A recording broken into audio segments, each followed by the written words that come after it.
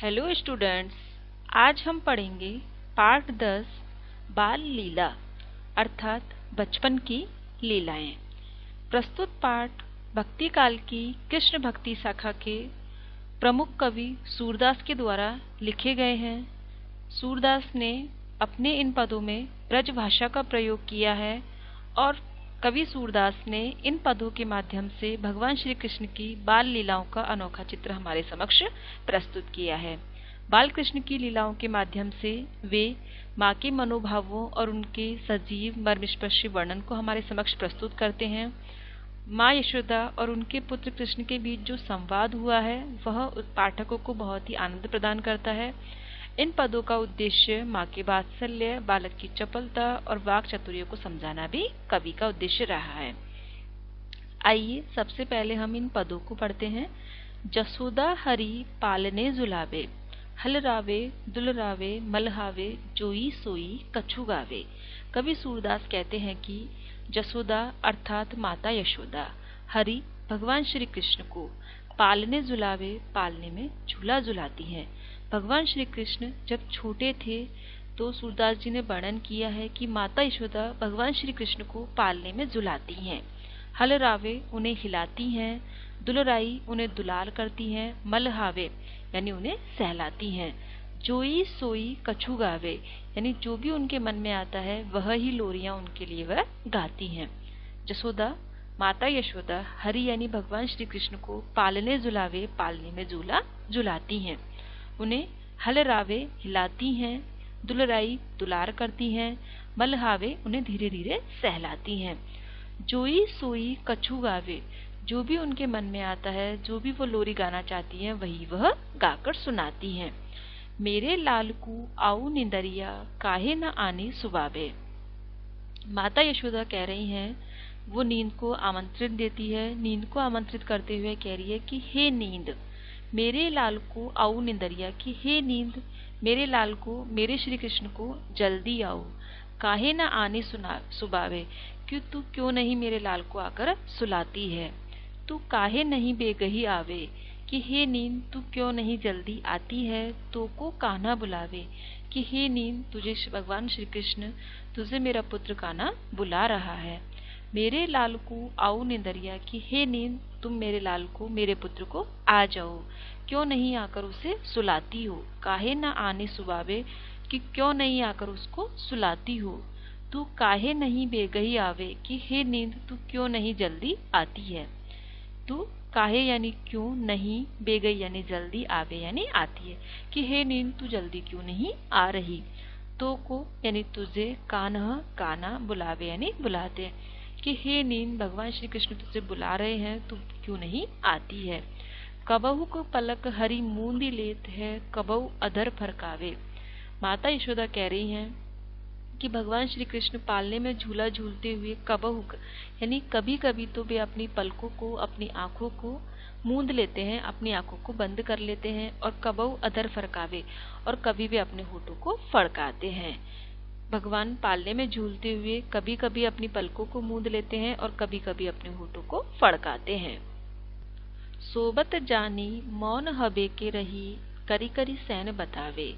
सूरदास जी कह रहे हैं कि माता यशोदा भगवान श्री कृष्ण को सोया हुआ जानकर मौन हवे के रही कि वे चुप हो जाती हैं, मौन हो जाती है। माता यशोदा को लगता है कि उनका पुत्र अब सो गया है तो उसे सोया हुआ जान करके मौन हो जाती हैं, चुप हो जाती हैं। करी करी सैन बतावे और कुछ कुछ इशारे करके बताती हैं। यही अंतर अकुलाए उठे हरि जसुमति मधुर गावे कि जब भगवान श्री कृष्ण सो जाते हैं तो माता यशोदा मौन हो जाती हैं और वो मौन होकर के इशारों में ही बताती हैं। इसी बीच इसी अंतर में भगवान श्री कृष्ण व्याकुल होकर उठ जाते हैं। फिर जसोदा माता उन्हें फिर से मधुर गाना गाकर सुलाती है। जो सुख सूर अमर मुनि दुर्लभ, सो नंद भामिनी पावे।